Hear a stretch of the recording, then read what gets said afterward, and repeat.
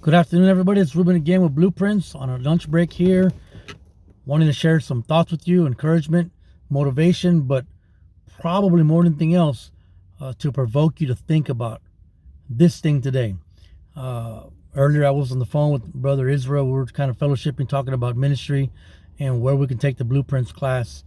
And we were kind of sharing ideas back and forth. And something came to my mind during our conversation that came up at the unit when I'm dealing with the men, and it had to do with this idea of self-esteem, a Christianity or a program that overly emphasizes the need to build someone's self-esteem, and how that is not a biblical prescription for growth and maturity, much less what it means to be discipled. And when I think about this idea of self-esteem, what comes to my mind is my stepdaughter. She no longer lives with us. She lives with her dad, and she has expressed how happy she is now that she's at her dad's, and she uses phrases and says things like, "I finally found my self-esteem. I feel so good about myself now that I'm at my dad's house." Blah blah blah blah. And I was telling Israel, as I told the brothers at the unit, a lot of Christians are like that.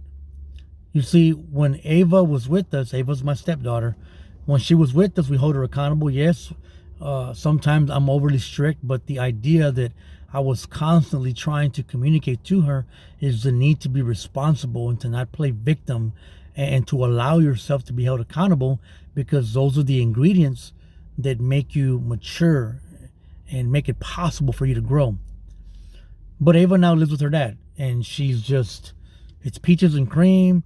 She's found her self-esteem. She feels great. She feels good about herself.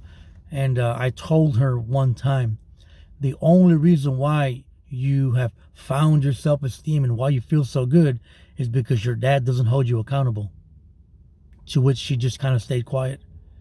Now let me transfer that fact back onto this video, and you gentlemen and you ladies who are listening. If a church, if a program, if a relationship, if anything in your life isn't holding you accountable, then yeah, you're going to feel good about yourself. Then yeah, your self-esteem is going to skyrocket. But Christ didn't come to build your self-esteem. Christ came to teach you denial of self. Don't focus so much on how you can feel good, because if I'm focusing more on where and how I can feel good, then I'm going to be jumping from one church and one ministry and one program to the next. Jumping from one that makes me feel good, and when it stops making me feel good, I'm going to jump to another. There's no growth in that. You're like a wave tossed to and fro, and you're never going to grow like that.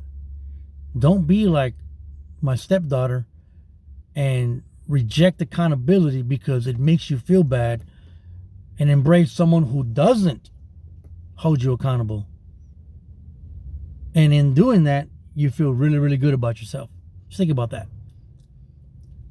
We're not here to make each other feel good. Yes, we respect each other. We're civil. We're gracious. We're loving. We're merciful. All those things. But the goal isn't self-esteem. The goal is conformity to the image of Christ by whatever means necessary. And if you read the book of Romans chapter 8, we see very clearly that God uses all things to conform us unto the image of his Son. And the all things, a lot of times, is hardship and heartbreak, things that don't make us necessarily feel good. So don't look for the feel good. Don't look for the self-esteem boost. Look for that which conforms you unto the image of Jesus Christ. God bless you guys. Love you. See you on the next one. Bye-bye.